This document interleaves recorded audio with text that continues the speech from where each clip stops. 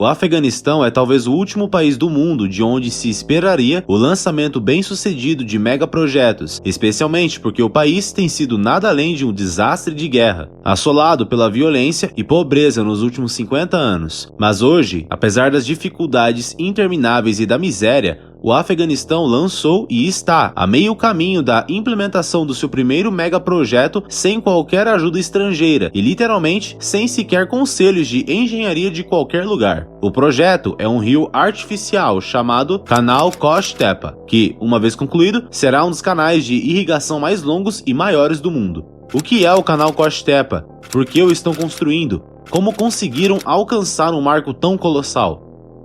O Canal Kosh-Tepa é um rio artificial com 285 km de comprimento, 152 metros de largura e 8,5 metros de profundidade no norte do Afeganistão, que se estende desde o rio Amudarya, começando na província de Buk e passando pelas províncias de Juzon e Faryab. Aproximadamente metade do canal foi construída e o restante está sendo construído em um ritmo bastante rápido devido a uma crescente crise de escassez de água e alimentos em todo o país. Alguns países que compartilham o rio Amudarya com o Afeganistão reclamaram que o canal pode afetar a sua parte de água do rio. No entanto, o Afeganistão prometeu que não irá permitir que isso aconteça. Também foi esclarecido que é o único país que literalmente não se beneficia do rio e, portanto, tem direito à sua parte. Este canal é uma questão bastante urgente para as pessoas do norte do Afeganistão, que se tornou um deserto árido nas últimas décadas devido ao aquecimento global, à diminuição das reservas de água subterrânea e à falta de sistemas de irrigação suficientes. O canal está agora destinado a fornecer água para 1 milhão de afegãos e permitir que milhares de agricultores retornem à agricultura. Isso será lançado à medida que 55 mil hectares de terra se transformem em fazendas, com um grande foco em grãos e trigo. Na verdade, o país pretende se tornar um exportador de trigo até 2028. O projeto começou em março de 2022 e está programado para ser concluído em 3 fases. As 2 primeiras fases envolvem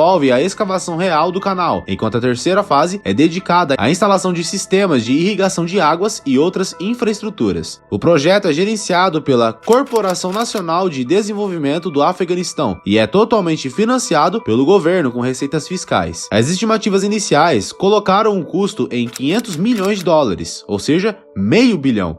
No entanto, novas estimativas prevêem a necessidade de mais 100 milhões de dólares. Isso nos leva a nos perguntar como os afegãos conseguiram empreender um projeto tão colossal, com equipamentos limitados e bastante antigos, um número limitado de engenheiros experientes e sem ajuda externa. Alguns meios de comunicação asiáticos foram muito criticados ao descrever como o canal Kosh-Tepa está sendo construído. Eles alegaram erros, negligência e métodos de engenharia inadequados. No entanto, nós fizemos a nossa lição de casa e necessário dizer, esses meios de comunicação estão completamente errados. O governo financiou o projeto e o projetou com base em levantamentos intensivos de terrenos e estudos de solo. Eles não enviaram escavadeiras para realizar esse trabalho complexo de maneira aleatória. Um dos principais objetivos dos estudos foi garantir que elevadores de água não fossem necessários, devido aos custos associados à prevenção de inundações durante o inverno e à compatibilidade do solo. Assim, o canal teve que seguir um caminho em terrenos planos, com uma elevação semelhante à da área de origem do rio Amudarya. Eles também tiveram que garantir que o caminho do canal estivesse localizado nas terras mais férteis e próximas às cidades e vilas ao longo do caminho. Uma vez estabelecido o caminho do canal, 200 empreiteiras privadas foram distribuídas por 114 seções, que representam a primeira fase, que se estende por 108 quilômetros. Até 7 mil motoristas de caminhões e escavadeiras, entre outros, incluindo engenheiros do projeto, trabalharam e ainda estão trabalhando nele, uma vez que agora passaram para a segunda fase, que tem 177 quilômetros de extensão. Cada empreiteira espalharia dezenas de escavadeiras em fila, com espaço suficiente entre elas para os caminhões de transporte. Os caminhões eram então carregados e partiam de maneira ordenada para despejar as suas cargas em áreas de baixa elevação próximas designadas. Uma vez que uma seção foi escavada e aprovada pelos engenheiros e supervisores, as máquinas se mudavam para a próxima seção e replicavam o processo com base em mapas e especificações detalhadas. detalhadas. A primeira etapa do projeto envolveu a construção de 14 comportas hidráulicas, que são cobertas por uma ponte para veículos. Essas comportas foram construídas para prevenir inundações durante o inverno e períodos de chuvas intensas, quando os níveis do rio Amudarya sobem. As 14 seções foram separadas umas das outras por um muro de terra de poucos metros de largura, não escavado, para controlar o processo de enchimento e evitar o deslocamento de solo nas margens, o que significa que as seções foram preenchidas de maneira relativamente lenta. Uma vez que a seção número 1, que está mais próxima do rio Amudarya, foi concluída, a água foi autorizada a fluir para dentro dela. A partir daí, outras seções foram preenchidas gradualmente, à medida que os muros de terra entre elas foram removidos. Nós temos que enfatizar aqui que o fundo e as laterais deste canal não foram revestidos com lajes de concreto, o que, dependendo de quem você perguntar, é considerado bom ou ruim.